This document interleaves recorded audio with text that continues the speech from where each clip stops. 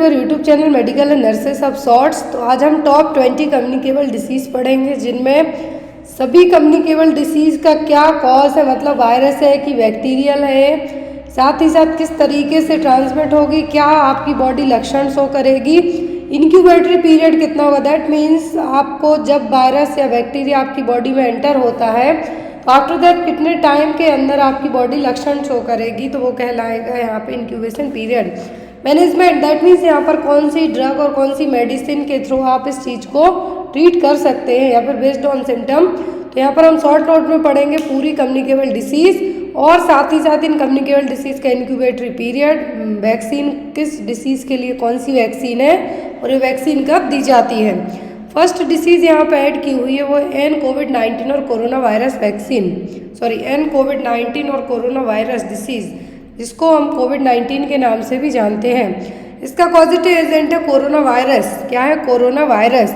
इनक्यूबेटरी period होता है 2 से 14 दिन तक का। अकॉर्डिंग टू WHO के हम माने तो इनक्यूबेशन पीरियड होता है 2 से 14 दिन, और 2 से 14 दिन का मतलब है यहाँ पर जब आपकी बॉडी में कोरोना वायरस एंटर हुआ उसके बाद जो आपकी बॉडी लक्षण शो करेगी वो कहलाएगा यहाँ पे इंक्यूबेशन।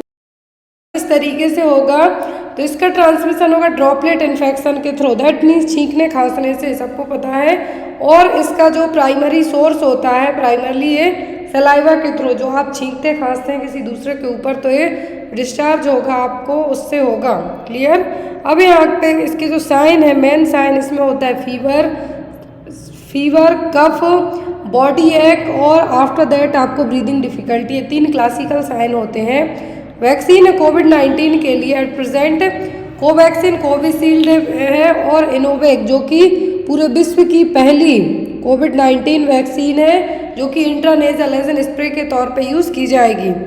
नेक्स्ट वन है यहाँ पर आपको ग्रेट ब्यूबेनिक प्लेग और ब्लैक डेथ। जैसे कोविड-19 फैला हुआ था तो इसके लिए क्या किया गया था कि पेंडेमिक है, वैसे ही ब्लैक डेथ और जो प्लेग है इसको भी क्या कहा गया था, एक बार पेंडेमिक के नाम से जाना जाता है इसको। क्यों? क्योंकि कोविड के पहले जो बीमारी फैली थी पेंडेमिक मतलब वर्ल्ड वाइड, वो थी प्लेग। जो ब्यूबेनिक प्लेग है इसका पॉजिटिव एजेंट होता है बैक्टीरियम एर्सीनिया पेस्टिस। क्या है?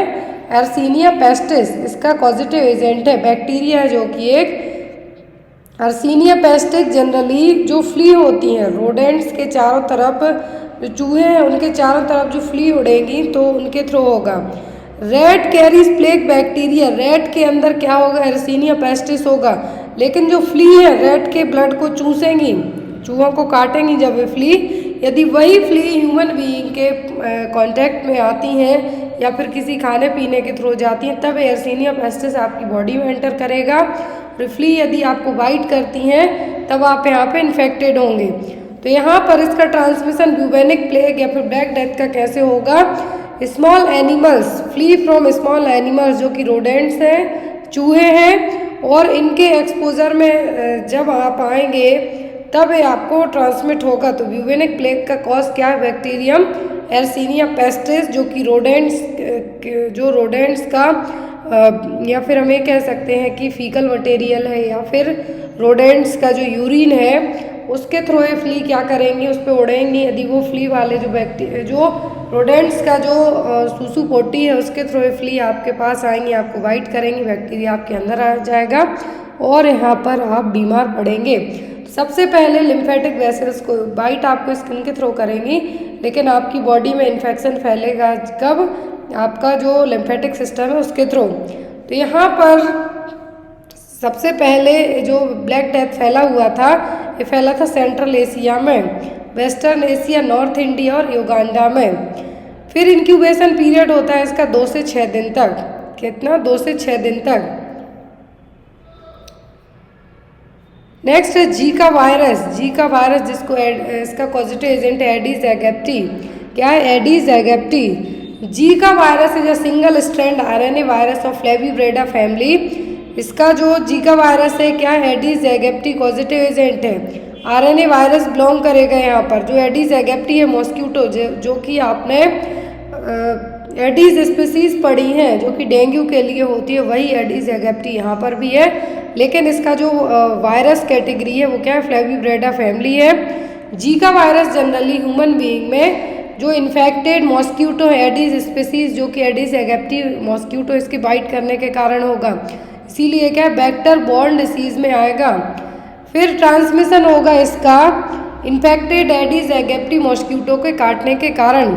ऐसा मच्छर जो डेंगू चिकनगुनिया फैलाता है वही सेम मच्छर यहाँ पर जीका के लिए भी कॉज करेगा। और जो एडिस वाले मॉस्क्यूटो एडिस स्पीसीज के मॉस्क्यूटो हमेशा दिन में काटते हैं। यदि आपको आता है कि चिकनगुनिया डेंगू और जीका के जो मच्छर हैं एडिस एगिप्टी मॉस्क्यूटो हैं और ये तीनों टाइप के जो डिसीज़ है दिन में काटने के कारण होंगे मच्छर के। इंक्यूबेटरी पीरियड होता है 3 to 14 डेज, कितना 3 से 14 दिनों तक। सिम्टम्स होते हैं mild fever, rashes, conjunctivitis, muscle and joint pain, malaise और हेडेक। तो जब भी एडिस एगिप्टी के मॉस्क्यूटो के काटने के कारण जो दिक्कत होती है उसमें आपको अच्छा खासा फीवर आएगा, रैसेस आएंगे आपकी बॉडी पे, आँखों में दर्द होगा, जॉइंट्स पेन होगा, बॉडी पेन होगा। Next Ebola virus.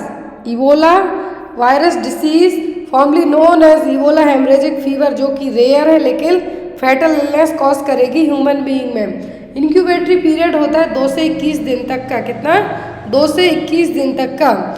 और जो इबोला वायरस से जनरली डायरेक्ट कांटेक्ट में आने के, बॉडी फ्लूइड के डायरेक्ट कांटेक्ट में आने के कारण होगी। या तो ये ब्रेस्ट मिल्क से हो सकती है, म्यूकस से हो सकती है, सलाइवा से हो सकती है, आपके आंसुओं के थ्रू फैल सकती है, ब्रेस्ट मिल्क से हो सकती है, यूरिन से हो सकती है, सीमेन से हो सकती है। तो इन सभी के थ्रू जो इबोला वायरस है आपकी बॉडी में एंटर कर सकता है।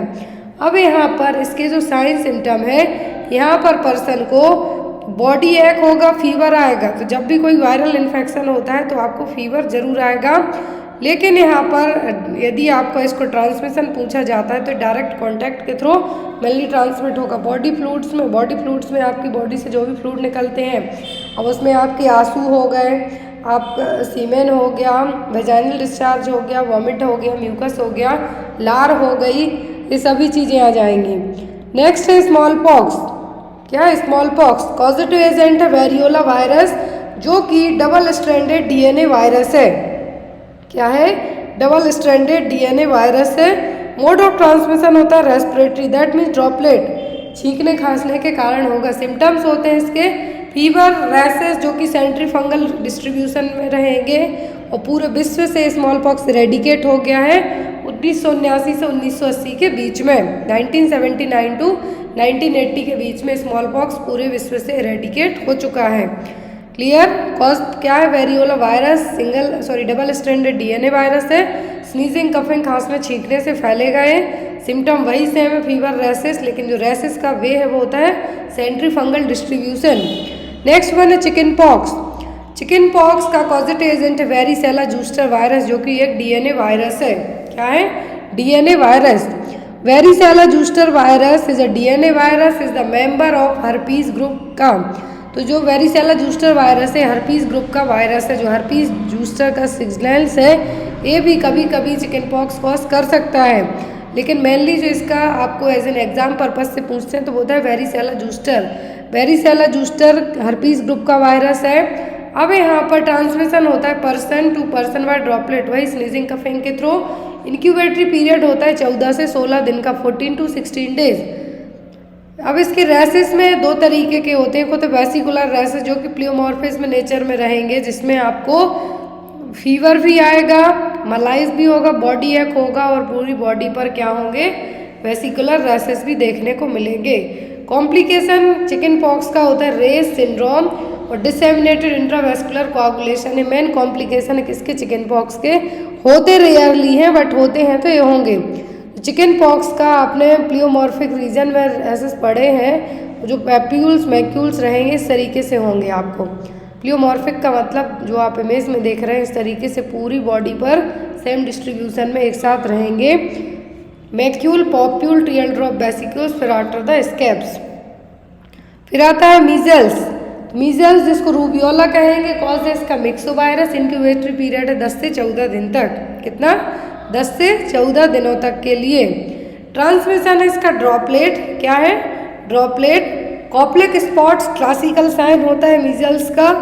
फीवर होगा मीजल्स में, कोरिएजा होगा, नेजल डिस्चार्ज होगा, रेडनेस ऑफ आइज होगा, लैक्राइमेशन होगा, मैक्यूलोपेपुलर रैसेस आएंगे जो कि आपके कान के पीछे से स्टार्ट होते हुए फेस और नेक पे आएंगे। क्या है? मैक्यूलोपेपुलर रैसेस हैं और जिनको हम कॉप्लिक स्पॉट कह रहे हैं यहाँ पे मीजल्स रूबियोला में हो रहे हैं जो कि किस तरीके से होंगे, कान के पीछे से होते हुए पूरे फेस और नेक पर। इसका एक तो मीजल्स में और रूबियोला में कॉम्प्लिकेशन होते नहीं, वैक्सीन दी जाती है इसकी आफ्टर 9 मंथ कंप्लीट करने के बाद। जब बच्चे की एज 9 महीने कंप्लीट हो जाए उसके बाद मीजल्स वैक्सीन दी जाती है। कॉम्प्लिकेशन है यहाँ पर otitis media, pneumonia and conjunctivitis. Measles का दूसरा नाम होता है खसरा, हिंदी में नाम बोले तो इसका खसरा। नेक्स्ट इज रूबेला और जर्मन मीजल्स। रूबेला और German measles is RNA virus of toga family. अभी हमने मीजल्स और रूबियोला पढ़ा, क्या था ये? मीजल्स और रूबियोला। अब रूबेला और जर्मन मीजल्स जो कि RNA वायरस है टोगा फैमिली का। अब यहाँ पर जो रूबेला वायरस ही हम इसको कहेंगे, जो कि स्फेरिकल 40 to 80 nm में रहेगा, सिंगल स्टैंडर्ड RNA वायरस है। इंक्यूबेटरी पीरियड होता है इसका 2 से 3 हफ्ते या फिर 18 दिन तक। ट्रांसमिशन सेम ड्रॉपलेट है, मतलब स्नीजिंग कफिंग के थ्रू। साइन सिम्टम में आएगा आपका coryza, sore throat, low grade fever, lymphadenopathy, rashes and complication में आपको आता है joints pain, thrombocytopenic purpura, neuritis और आर्चाइटिस। एग्जाम में आता है रूबेला का जो मेल में मेन कॉम्प्लिकेशन होता है वो क्या होता है ऑर्चाइटिस। नेक्स्ट वन है यहाँ पर आपका मम्स। क्या है? मम्स और पैरोटाइटिस। जो पैरोटिड ग्लैंड्स होती हैं आपके नेक के यहाँ पर इन्फेक्शन इन्फ्लामेशन होना ही कहलाता है मम्स। कॉज है इसका पैरामिक्सो वायरस जो कि रूबेला वायरस फैमिली का वायरस है। ट्रांसमिशन इसका ड्रॉपलेट है, स्नीजिंग कफिंग छींकने खांसने से फैलेगा है। इंक्यूबेशन पीरियड है 2 से 3 हफ्ते, यूजुअली 18 डेज तक। साइन सिम्टम में मेन यही जो आपको पेन होगा, कहाँ पर? जो पैरोटिड ग्लैंड है आपकी दोनों साइड, एक या फिर दोनों साइड, आपको जिनको क्या कहेंगे गिल्स हुआ कहेंगे, जो आपके गले के यहाँ पे जो आप पैच लगा लेते हैं जब आपको गले में दर्द होता है, तो वही है मम्स और पैरोटाइटिस। अब यहाँ पर इसमें सबलिंगुअल और सब मैंडिबुलर ग्लैंड्स भी कभी कभी इन्वॉल्व हो जाती हैं। तो मम्स के कारण आपको फीवर तो आएगा ही, लेकिन उसके साथ में आपको कान में दर्द होगा, पेन होगा, स्टिफनेस होगी माउथ में, खाने पीने में दिक्कत होगी। कॉम्प्लिकेशन होता है ऑर्चाइटिस, उबराइटिस एंड ओफोराइटिस। और चिल्ड्रंस की बात करें तो पैंक्रेटाइटिस। ये क्या है? इसके कॉम्प्लिकेशन है, इसके मम्स के और पैरोटाइटिस के। तो पैरोटिड ग्लैंड का इन्फेक्शन इन्फ्लामेशन है मम्स, ये होता है पैरामिक्सो वायरस से।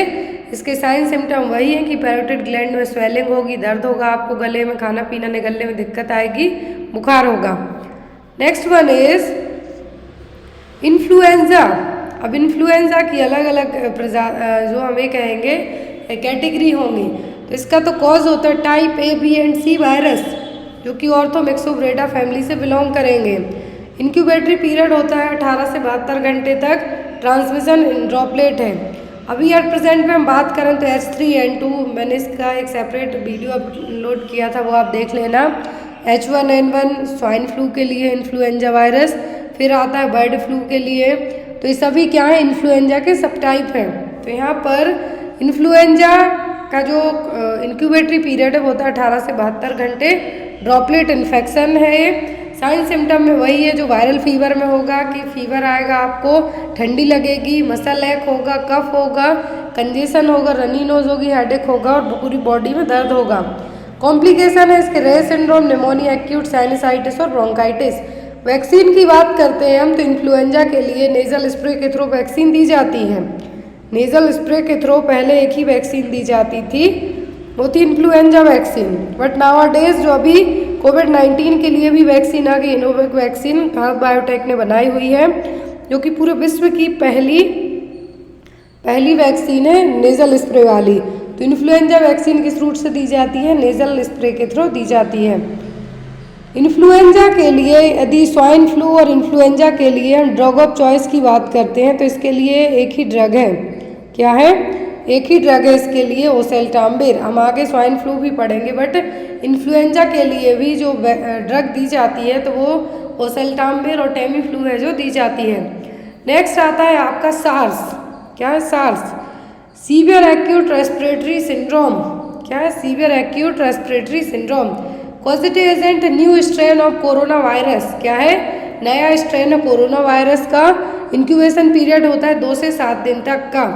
ट्रांसमिशन वही है, ड्रॉपलेट इन्फेक्शन और क्लोज कॉन्टैक्ट। साइन सिम्टम में आएगा, बुखार होगा, आपको बॉडी पेन होगा, दैट मीन्स मैलाइज्ड, ठंडी लगेगी, हेडेक होगा, डिजीनेस होगी, माइल्जिया होगा, कफ होगा, सोर थ्रोट होगा, रनिंग नोज होगी, ये सब होगा।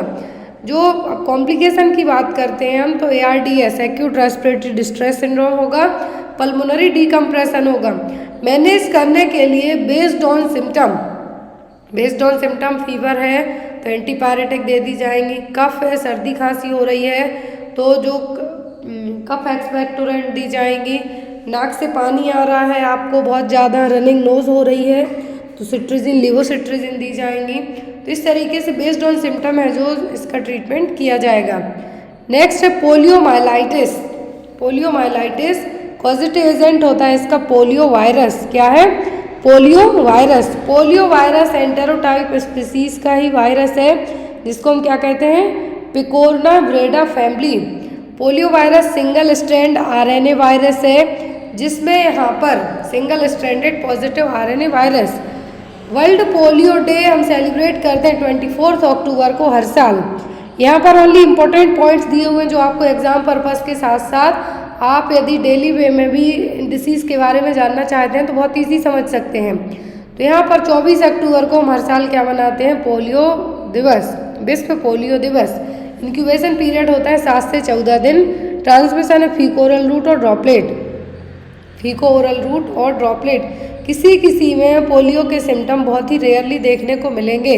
वैक्सीन इसके लिए ओरल पोलियो वैक्सीन और इनएक्टिवेटेड पोलियो वैक्सीन है। मे भी हो सकता है कि जो नेक्स्ट अपडेट हो इम्यूनाइजेशन शेड्यूल का उससे पोलियो के लिए क्या कर दिया जाए? बाहर कर दिया जाए, क्योंकि अभी पोलियो के बिल्कुल भी केसेस नहीं आ रहे हैं, रेडिकेट हो चुका है। इसलिए इंडिया में pulse polio immunisation programme launch हुआ था 1995 में।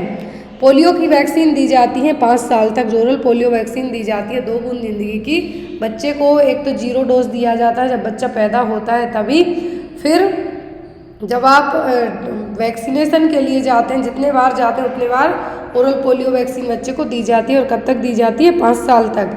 इसका प्रोग्राम लॉन्च हुआ था, पल्स पोलियो इम्यूनाइजेशन प्रोग्राम 1995 में। नेक्स्ट वन है यहाँ पर हेपेटाइटिस ए।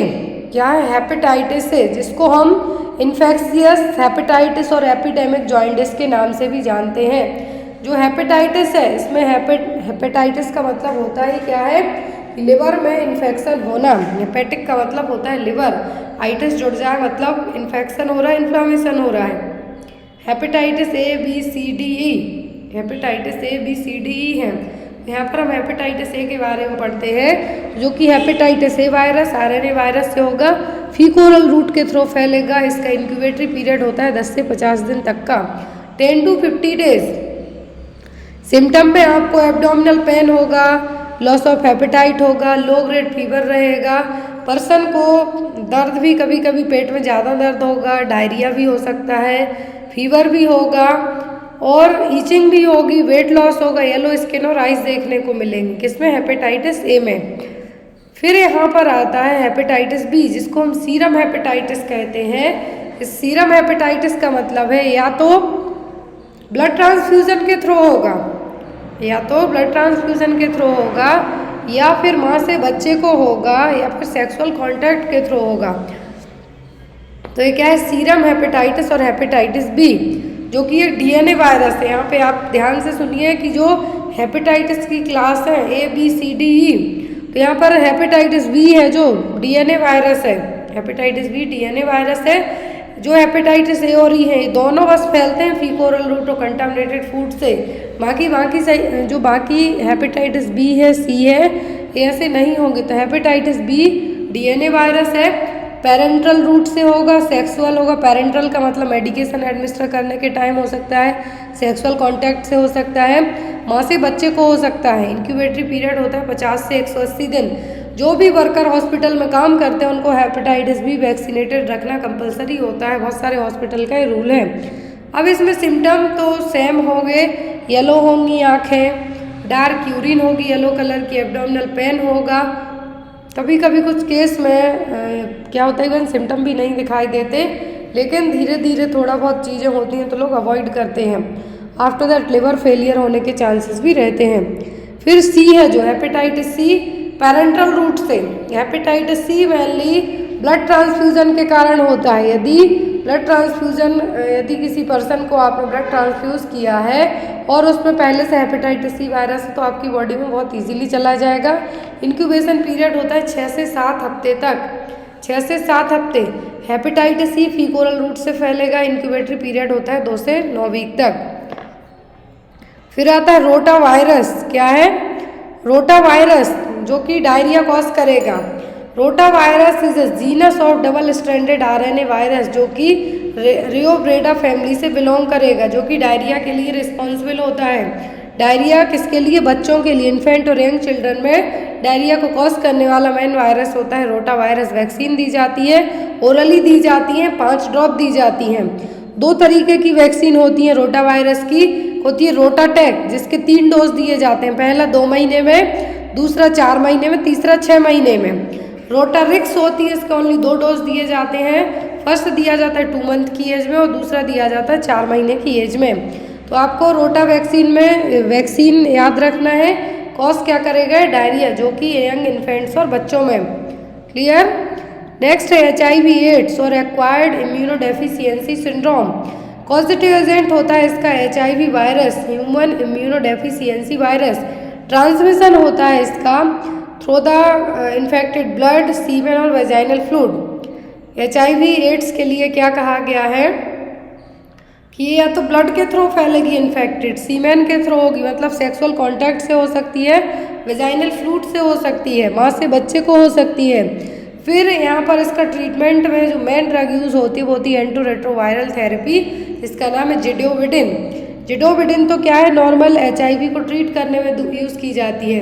एक होती है नेवेरापाइन जो बच्चे को दी जाती है ताकि माँ से बच्चे में HIV ट्रांसमिट ना हो पाए। फिर इसमें आता है एक विंडो पीरियड। विंडो पीरियड ऐसा टाइम पीरियड होगा,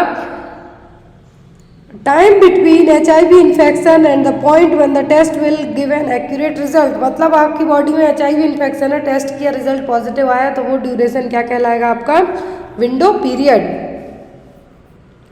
नेक्स्ट है यहाँ पर आपको herpes. Herpes simplex is a positive agent herpes के लिए, जो कि हर्पीज सिम्प्लेक्स का जो फर्स्ट वायरस है कोल्ड सोर्स कॉज करेगा, जिसको मोरल हर्पीज कहेंगे। दूसरा करेगा जेनाइटल हर्पीज कॉज, जिसको हम यहाँ पे क्या कह सकते हैं? जेनाइटल हर्पीज में यदि HSV2 पूछे तो जेनाइटल हर्पीज के लिए रिस्पॉन्सिबल है।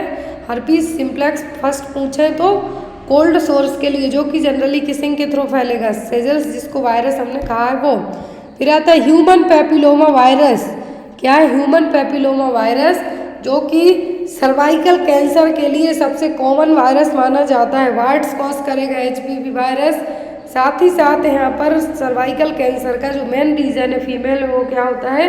Human papilloma virus. Next one है यहाँ पर आपका रेबीज। रेबीज का जो पॉजिटिव एजेंट है वो लाइसा वायरस टाइप फर्स्ट, जो कि एक RNA वायरस है। इंक्यूबेशन होगा 3 से 8 दिन में। ट्रांसमिशन होगा इसका रेबीज वायरस के थ्रू। जब इन्फेक्टेड डॉग या फिर कुत्ता या फिर बिल्ली काटेगा तो उसकी जो लार्वा में यदि ये वायरस है तो आपकी बॉडी में एंटर करेगा, देन आफ्टर इसको आपको प्रॉब्लम होगी। रेबीज एक ऐसी डिसीज़ है जिसमें जो वैक्सीन होता है पोस्ट प्रोफाइल एक्सेस होगा। पहले से आप रेबीज की वैक्सीन नहीं दे सकते। जब किसी पर्सन को इन्फेक्टेड एनिमल बाइट करेगा, कुत्ता या बिल्ली काटेगी इन्फेक्टेड, तब आप उसको रेबीज वैक्सीन देंगे। साइन सिम्टम में इसके होते हैं कि कुछ दिन तक तो साइन सिम्टम पता ही नहीं चलेंगे, फिर यहाँ पर पता चलेगा तो टिंगलिंग होगा, दर्द होगा, आपको ईचिंग होगी जहाँ पर भी काटा होगा, फिर आपको कुछ दिनों बाद फीवर होगा, हेडेक होगा, जैसे फ्लू में सिम्टम आता है उसी तरीके के आपको सिम्टम होंगे। फिर आपका जो रेबीज का एक क्लासिकल साइन होता है वो होता है हाइड्रोफोबिया। पर्सन को पानी से डर लगने लगता है, पानी देख के ही चिल्लाने लगेगा। नेक्स्ट है स्वाइन फ्लू। स्वाइन फ्लू का पॉजिटिव एजेंट है influenza A H1N1 virus. Incubation period होता है 1 से 4 दिन। ट्रांसमिशन होता है ड्रॉपलेट। ड्रग ऑफ चॉइस है ओसेल्टामिविर और टेमीफ्लू। क्या है? स्वाइन फ्लू के लिए ड्रग ऑफ चॉइस ओसेल्टामिविर और टेमीफ्लू। तो यहाँ पर हमने मोस्ट इम्पॉर्टेंट डिसीज़ पढ़ी हैं। आई होप आपको डिसीज़ पूरी समझ में आई हो। कोई भी आपके डाउट हो तो आप कमेंट बॉक्स में कमेंट करके पूछ सकते हैं बेझिझक। देखिए आप लोग इनको एक बार और चाहें तो नोट डाउन कर सकते हैं।